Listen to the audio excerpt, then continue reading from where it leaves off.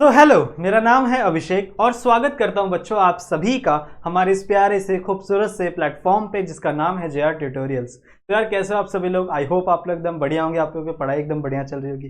तो बच्चों, जैसा कि आपको पता है कि आप लोग को साइंस का जो सब्जेक्ट है वो आप लोग को राहुल सर पढ़ा रहे थे, ठीक है। और अगर आपको मेरे बारे में नहीं पता तो मैं आपको बता दूं बच्चों, 10th standard, 11th standard, 12th standard को मैं बायोलॉजी एज अ सब्जेक्ट पढ़ाता हूँ और केमिस्ट्री एज अ सब्जेक्ट पढ़ाता हूँ, सही है। सो राहुल सर ने मुझे ये टास्क दिया है कि आप लोगों के जो भी बायोलॉजी से रिलेटेड लेसन्स हैं वो मैं आपके कवर करवा दूं, सही है। सो मैंने बोला ठीक है, चलो बच्चों से थोड़ी मुलाकात भी हो जाएगी, बातें भी हो जाएंगी और मैं अपना नॉलेज आप लोग के साथ थोड़ा बहुत शेयर कर सकता हूँ, ठीक है, चलेगा बच्चों। तो हम लोगों ने लास्ट वाले लेक्चर से, this is lecture number 2 by the way, so lecture number 1 से बच्चों हम लोगों ने एक लेसन शुरू किया हुआ है जिसका नाम है cell and cell organelle. Cell and cell organelle में हम लोग ने सबसे पहले सेल को समझा और उसके बाद हम लोग बात कर रहे हैं बच्चों सेल के अंदर कौन कौन से ऑर्गन्स प्रेजेंट होते हैं। देखो, जैसे हमारी बॉडी है, सो हमारे बॉडी के अंदर कई सारे अलग अलग प्रकार के ऑर्गन्स हैं, जैसे मेरा नोज है, आईज है, ईयर्स है, बहुत सारी चीजें है ना, ये ईयर है, ठीक है। सो बड़ी सारी चीजें हैं मेरे बॉडी के अंदर। इसी तरीके से अगर मैं एक सेल की बात करूं तो एक सेल के अंदर भी कई सारे अलग अलग फंक्शनल स्ट्रक्चर प्रेजेंट होते हैं जो अपने अपने अलग अलग फंक्शन करते हैं।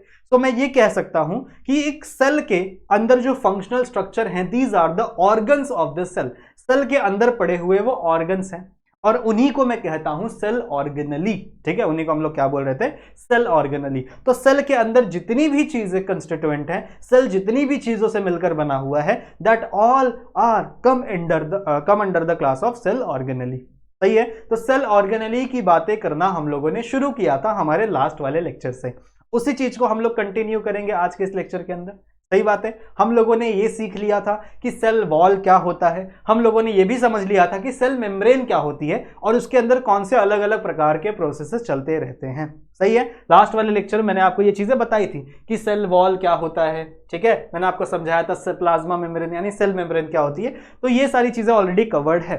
तो we will move toward a new topic that is cytoplasm. आज हम लोग बात करेंगे बच्चों साइटोप्लाज्म के बारे में कि आखिरकार साइटोप्लाज्म क्या होता है। देखो, जैसे मान लो ये एक अनियन, अगर आप एक अनियन का एक छोटा सा एक लेयर कट करके उसे माइक्रोस्कोप के अंदर देखोगे तो आपको कुछ ऐसा स्ट्रक्चर देखने के लिए मिलेगा ना। ये जो आपको ऐसे ब्लॉक्स दिख रहे हैं ना, ये वाले ऐसे ऐसे, ये जो ऐसे ब्लॉक्स दिख रहे हैं, ये वाला एक ब्लॉक, फिर ये वाला दूसरा block, these blocks are the cells. ये जो पूरे ब्लॉक्स है बच्चों, यही क्या है? सेल्स है उस अनियन के, उस प्लांट के।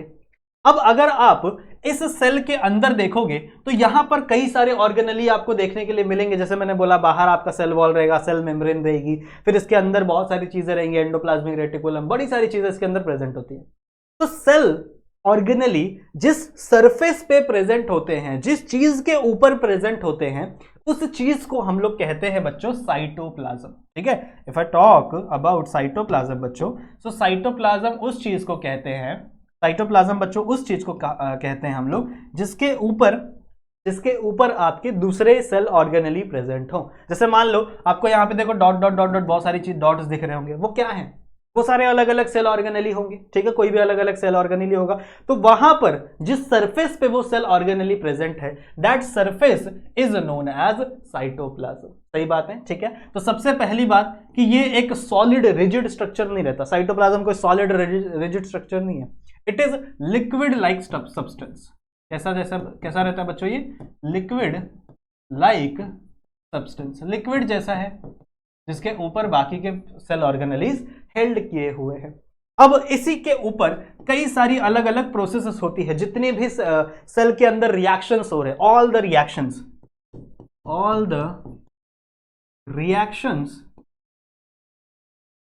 Going on the cell is held on cytoplasm. मतलब क्या है बच्चों? अब देखो, आपके सेल के अंदर बड़ी सारी प्रकार की सेल डिवीजन अलग टॉपिक है, बड़ी सारी टाइप की रिएक्शंस होती हैं, ठीक है। बड़े अलग अलग प्रकार के रिएक्शंस होते रहते हैं आपके सेल के अंदर। नाउ दिस रिएक्शंस एक सरफेस पे होंगे, जैसे मान लो ग्लूकोज है, अब ग्लूकोज टूट के एनर्जी बनेगी, आपको एटीपी मिलेगा, सही है, एटीपी मिलेगा और वहां से CO2 बाहर निकलेगा, this is one type of reaction. फिर आपके बॉडी के अंदर सेल के अंदर ही प्रोटीन बनता रहता है जिसको हम लोग प्रोटीन सिंथेसिस बोलते हैं, 10th स्टैंडर्ड में आओगे तो आप लोग पढ़ोगे। तो प्रोटीन बनने का भी एक प्रोसेस है, एक रिएक्शन है। तो ये जितनी भी रिएक्शंस हैं, इन सारे रिएक्शंस को एक सरफेस चाहिए, एक पाथ चाहिए, जगह चाहिए जहां पे ये रिएक्शन हो सके। And this reactions are held on the cytoplasm. सही बात है। तो अगर आप इस डायग्राम में देखो, जो कि आपकी बुक में भी दिया हुआ है, तो ये जो साइड साइड का पूरा पूरा एरिया है, this is nothing but cytoplasm.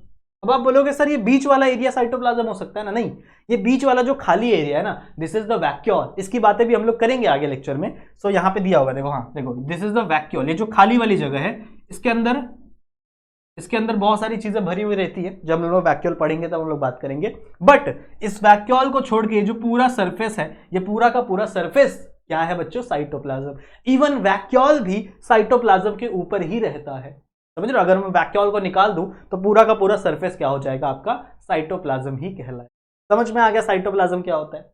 समझ में आ गया? एकदम इजी था। चलो अब आगे बढ़ते। नेक्स्ट कहां गए भाई?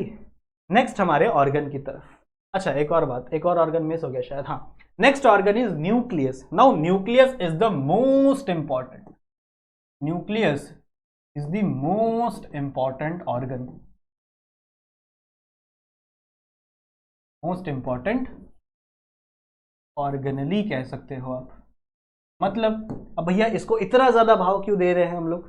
इतनी ज्यादा ये इंपॉर्टेंस क्यों है इसकी? देखो, आपके सेल के अंदर आप लोगों ने सुना होगा कि हमारे पास डीएनए होता है, हमारे पास आरएनए होते हैं, ठीक है? हमारे पास जितने भी प्रोटीन बनाने, अब देखो हमारे बॉडी में प्रोटीन फॉर्मेशन हो रहा है ना, तो प्रोटीन बनाने का जितना भी नुस्खा है, जो भी रेसिपी है, आपकी लैंग्वेज में बोलूं तो जो भी तरीका है, वो सब कुछ किसको पता है? वो सब कुछ पता है बच्चों न्यूक्लियस को। तो nucleus is also called as mastermind. तो न्यूक्लियस को हम लोग बोल सकते हैं कि न्यूक्लियस भैया हमारे मास्टरमाइंड है सेल के। न्यूक्लियस प्रेजेंट कहाँ होता है? तो अगर आप इसी स्ट्रक्चर को ध्यान से देखें तो यहाँ पे आपको देखो ऐसे ब्लैक ब्लैक डॉट दिख रहे होंगे। यहाँ पे देखो, एक डॉट यहाँ पे दिख रहा है आपको, एक डॉट यहाँ पे दिख रहा है, एक डॉट यहाँ पे दिख रहा है। दीज डॉट्स जो आपको दिख रहे हैं ना, बड़े बड़े डॉट, यही डॉट क्या है बच्चों? आपके न्यूक्लियस है, ठीक है? यही डॉट क्या है? आपके न्यूक्लियस है।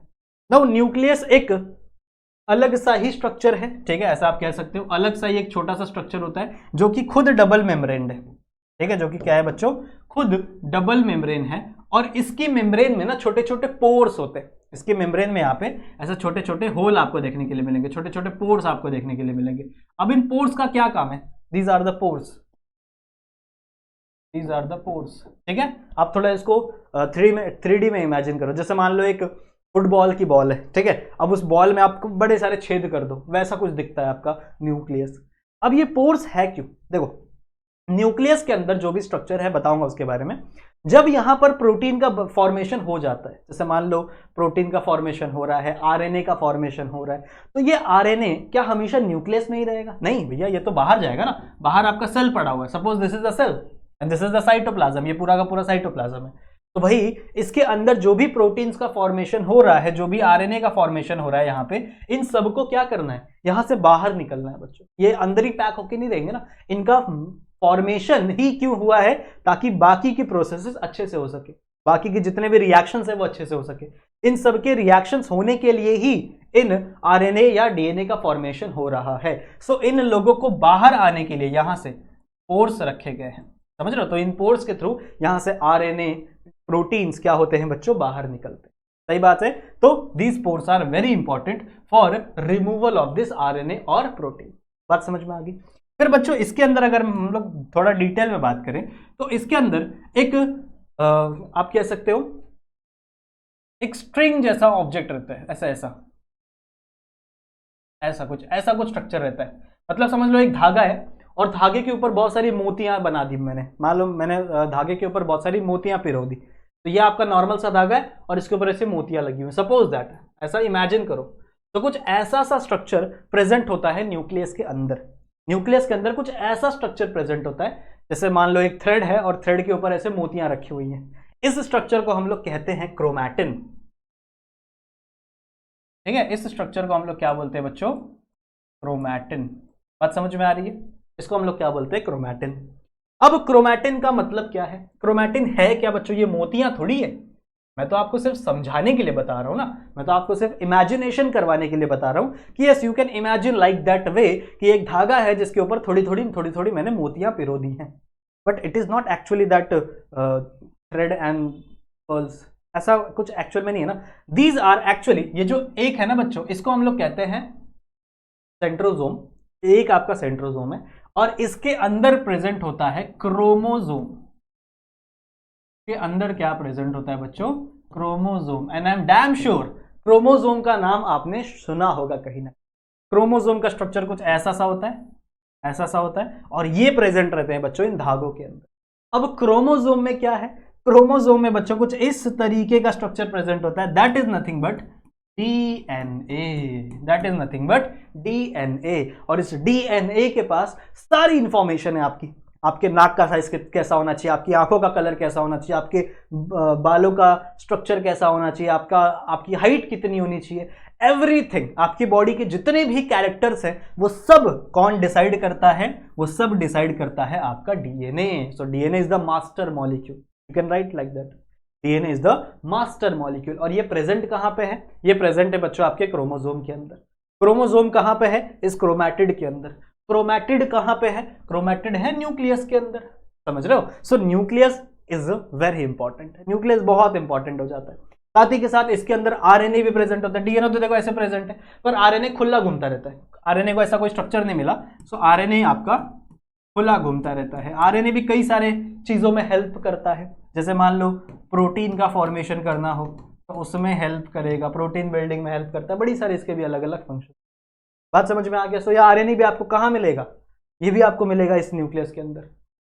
तो कहने की बात यह है बच्चों कि nucleus is very important organ और organelle in the part of cell, as a part of cell, so it is very important organ. बात समझ में आ रही है? ठीक है, तो इतने सारे इंपॉर्टेंट समझ में आ गए। जो भी चीजें मैंने आपको बताने की, समझाने की कोशिश की है, आई होप बाकी चीजें आपको समझ में आ रही होंगी। और टेक्स्ट बुक में देखो, टेक्स्ट बुक में जितनी भी चीजें दी वो तो आप रीड कर ही सकते हो, और मैं आपको इजीली समझा रहा हूं, समझ रहे हो? ठीक है, so these are something about nucleus. बात समझ में आ गई? You can pause the video, you can note it down.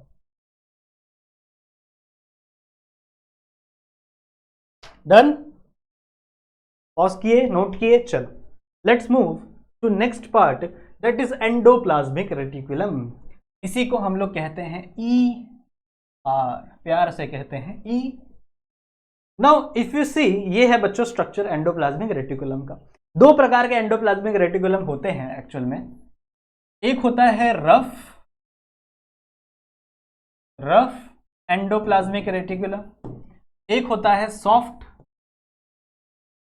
Endoplasmic reticulum. ठीक है, अब इसका मतलब क्या है?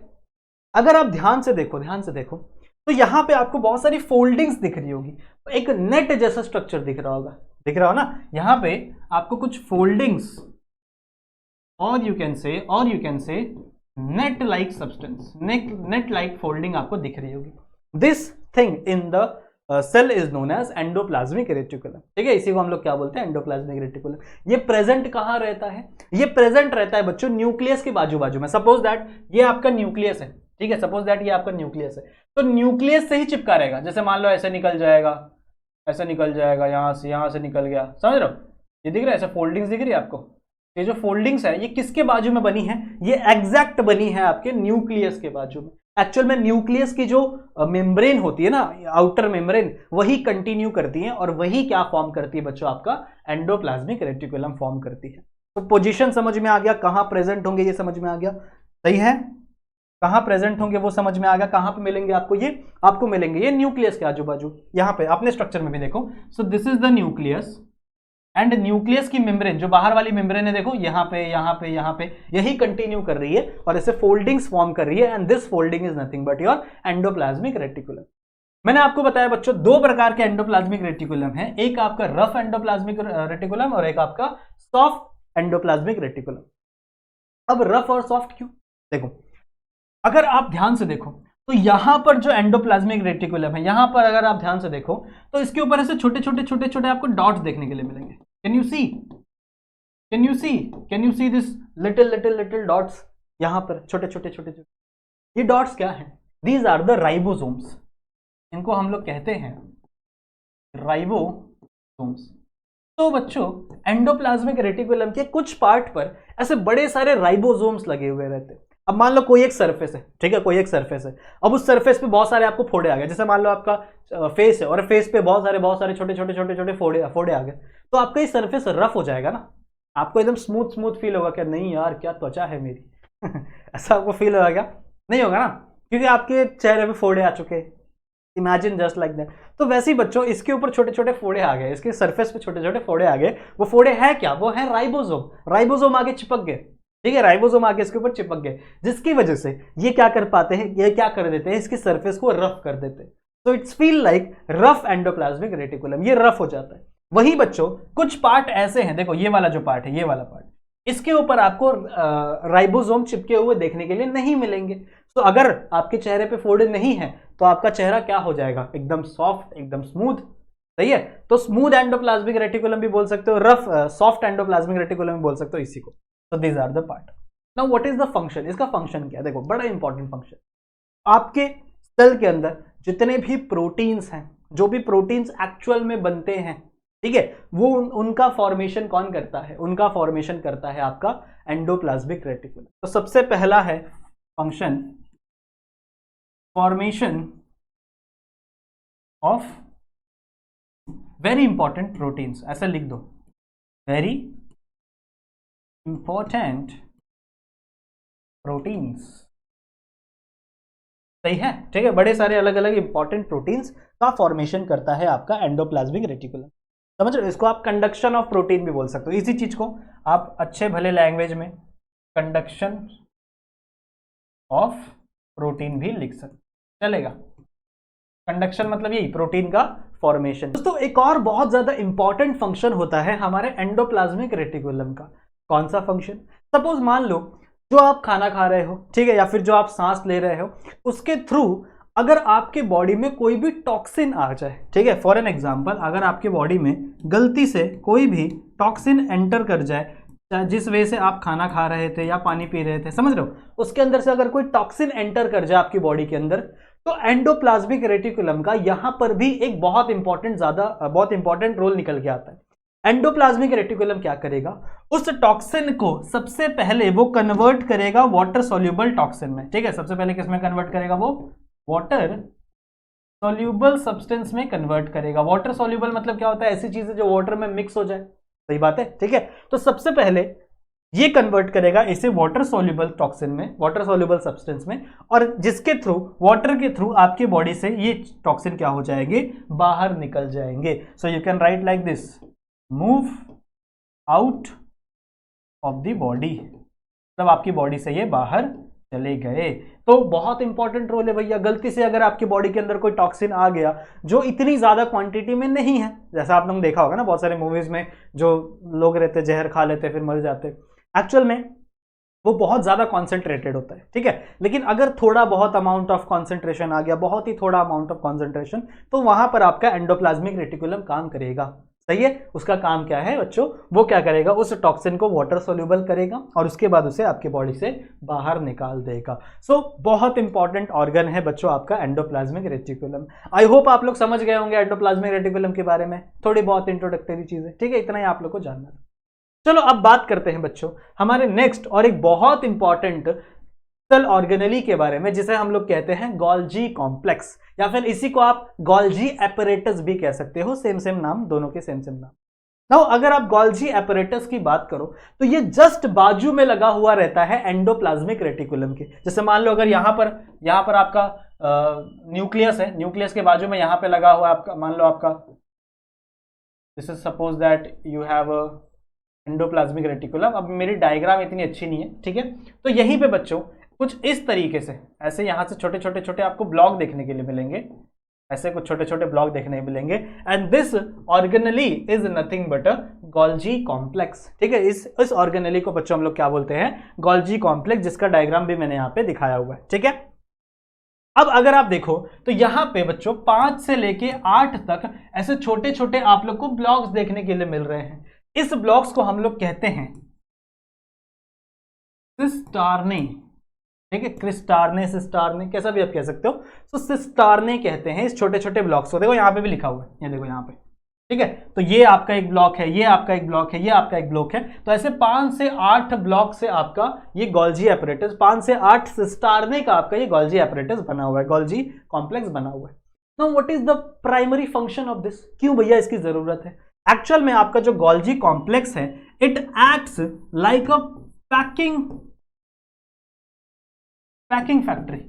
जैसे मान लो जैसे कोई कंपनी होती है, ठीक है, अगर किसी कंपनी ने कोई प्रोडक्ट का फॉर्मेशन किया, कोई प्रोडक्ट बनाया, तो नेक्स्ट स्टेप क्या होता है, उस प्रोडक्ट को पैक किया जाए, उसके अंदर थोड़े बहुत मॉडिफिकेशन किए जाए और फिर उसे मार्केट में भेजा जाए। इसी तरीके से जैसा मैंने तुम लोगों को बताया था कि जो एंडोप्लाज्मिक रेटिकुलम है, एंडोप्लाज्मिक रेटिकुलम का फंक्शन क्या है बच्चों, कि वो प्रोटीन्स का फॉर्मेशन करेगा। बड़े सारे प्रोटीन्स हमारे बॉडी के अंदर है जो एंडोप्लाज्मिक रेटिकुलम फॉर्म करता है। दूसरा फंक्शन, इसका 2 फंक्शन है। सबसे पहला एक फंक्शन तो ये है बच्चों कि ये उन प्रोटीन्स को एक छोटे छोटे गोले गोले ऑब्जेक्ट में पैक कर देता है। जैसे मान लो यहां पे आपका प्रोटीन है, suppose that this is your protein, तो इसने क्या किया, इसको एक छोटे से गोले से स्ट्रक्चर में क्या करेगा, पैक कर देगा बच्चों। इस स्ट्रक्चर को हम लोग वेसिकल कहते हैं, ठीक है, इस स्ट्रक्चर को हम लोग क्या बोलते हैं, वेसिकल कहते हैं। तो भैया पैकिंग का काम किया। और एक और काम है बच्चों, it can also modify the protein. Modification समझ रहे हो ना, जैसे गाड़ियों में लोग मॉडिफिकेशन करवाते हैं, वही चीज है बस उसके अंदर कुछ कुछ चीजें चेंज कर देते, कुछ कुछ चीजें अलग से डाल देते। तो if a protein require a modification, the Golgi apparatus, ठीक है, गोल्जी एपरेटस का काम है कि प्रोटीन के अंदर सर्टेन मॉडिफिकेशन कर देना और प्रोटीन को एक वेसिकल में पैक कर देना। यहां पे देखो एक वेसिकल दिया हुआ है। अब ये वेसिकल को बच्चों सिक्रीट करता है। ये जो गोल्जी एपरेटस है ये क्या करता है, वेसिकल को रिलीज करता है। हेंस गोल्जी एपरेटस को सेक्रेटरी ऑर्गेनली भी कहा जाता है, सेक्रेटरी ऑर्गन भी कहा जाता है। समझ रहे हो, सेक्रेटरी मतलब वो जो सेक्रेटरी हमारे सोसाइटी का होता है उसकी बात नहीं कर रहा हूं। सेक्रेटरी मतलब जो कोई चीज सिक्रीट करे, जैसे मान लो कोई ग्लैंड है, कोई हार्मोन सिक्रीट कर रहा है, उसी तरीके से ये वेसिकल्स सिक्रीट करते हैं और इन वेसिकल्स के अंदर रखा हुआ रहता है आपका प्रोटीन, जिसे गोल्जी एपरेटस मॉडिफाई भी कर सकता है अगर उसे कोई मॉडिफिकेशन की जरूरत है तो, और अगर नहीं है तो उसे सिर्फ और सिर्फ डायरेक्टली वेसिकल में पैक करके उसे उसकी रिक्वायर्ड डेस्टिनेशन पे भेज दिया जाएगा, जहां पे भी उसकी जरूरत होगी वहां पर उसे। तो this is the normal function of your Golgi complex. समझ में आ गया बच्चों? वीडियो को पॉज करेंगे और नोट करेंगे, बात समझ में आ गई? चलो आगे बढ़ते हैं आज के आखिरी सेल ऑर्गेनेली की तरफ, जो कि है हमारा lysosome. Now lysosome is a very important. जैसे हम लोग बोलते हैं ना, ये जो मिसाइल है ये एस्ट्रॉइड डिस्ट्रॉयर है, इस मिसाइल को अगर मैं एस्ट्रॉइड पर डाल दूं एस्ट्रॉइड टूट जाए, वैसे ही ये है हमारा बच्चों cell destroyer. This is cell destroyer. नाउ इसके अंदर क्या है बच्चों, ये एक सिंगल सेलुलर ऑर्गन है, ऐसा सिंगल सेलुलर ऑर्गन है, सिंगल सेल है बच्चों इसके पास, लिख दो यहां पे सिंगल सेल, ठीक है, सिंगल सेलुलर ऑर्गन है, एक ही ऑर्गन सिंगल सेलुलर है बच्चों, इसके ऊपर एक ही मेम्ब्रेन है और इसके ऊपर बच्चों इसके अंदर बहुत सारे ना डाइजेस्टिव एंजाइम प्रेजेंट होते हैं। क्या प्रेजेंट है इसके अंदर, it contain very much digestive enzyme. अब इसका मतलब क्या है बच्चों, ऐसे एंजाइम जो किसी भी चीज को डाइजेस्ट कर ले। डाइजेशन का मतलब क्या होता है, जैसे हम लोग खाना खाते हैं तो हमारा स्टमक क्या करता है, उसको डाइजेस्ट करता है। डाइजेशन का मतलब होता है कि किसी कॉम्प्लेक्स मॉलिक्यूल को तोड़ के उसे छोटा छोटा सिंपल मॉलिक्यूल बना देना। तो किसी कॉम्प्लेक्स मॉलिक्यूल का ब्रेक कर देना, बड़ा तोड़ देना, किसी मॉलिक्यूल को तोड़ देना बड़े मॉलिक्यूल को और उसे छोटे छोटे मॉलिक्यूल में कन्वर्ट कर देना, that is nothing but a digestion. तो इसका भी काम यही है। अगर सेल के अंदर मान लो कोई ऑर्गेनली बूढ़ा हो गया या फिर कोई ऑर्गेनली अच्छे से काम ही नहीं कर रहा, सही बात है, जैसे मान लो माइटोकॉन्ड्रिया काम नहीं कर रहा, तो ये जाएगा माइटोकॉन्ड्रिया के पास और उसको अपने अंदर ले लेगा, बोलेगा आजा भाई तू कुछ काम तो कर नहीं रहा, तो आजा मेरे पास, और ये माइक्रो कॉन्ड्रिया को क्या कर देगा, डिस्ट्रॉय कर देगा, डिस्ट्रक्शन कर देगा। समझ रहे हो माइटोकॉन्ड्रिया को? इसी तरीके से अगर आपकी बॉडी के अंदर कोई वायरस घुस गया या फिर मान लो कोई बैक्टीरिया घुस गया बाहर का जो आपकी बॉडी को हार्म कर सकता है, तो आपकी बॉडी क्या करेगी, लाइसोसोम्स को रिलीज कर देगी अंदर ही अंदर। तो लाइसोसोम जाएंगे उस बैक्टीरिया के पास, उसको पकड़े खा जाएंगे। समझ रहे हो? So it is a destroyer, आप कह सकते हो इसे it is a cell destroyer. ये कभी कभी पूरा का पूरा सेल ही डिस्ट्रॉय कर देता है। किसी किसी को कैंसर हो जाता है तो कैंसरस सेल हो जाते हैं ना अंदर बॉडी के अंदर, कैंसर के सेल ही खराब हो जाते हैं, तो ये कैंसर के सेल को भी खा सकता है, इतनी ज्यादा पावर है इस भाई के पास। समझ रहे हो? So lysosome is a very important, साथ ही साथ बड़े छोटा सा टॉपिक है लाइसोसोम का।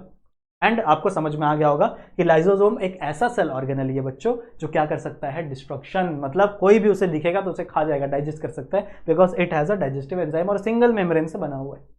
बात समझ में आ गई? ठीक है, तो बच्चों इस लेक्चर को हम लोग यहीं पे एंड करेंगे। इसके आगे के जो थोड़े बहुत सेल ऑर्गेनेली हैं उसको हम लोग लेक्चर नंबर 3 में कवर कर लेंगे, खत्म कर देंगे। ठीक है, सो आई होप आप लोग को ये वीडियो पसंद आई होगी। इस वीडियो को शेयर कर देना अपने दोस्तों के साथ, अब इस चैनल को सब्सक्राइब कर देना। ठीक है, वीडियो को लाइक कर देना। मैं मिलता हूं बच्चों आप लोगों से दूसरे वीडियो में, जहां पर हम लोग और भी कई अलग अलग सेल ऑर्गेनेली के बारे में डिस्कस करेंगे।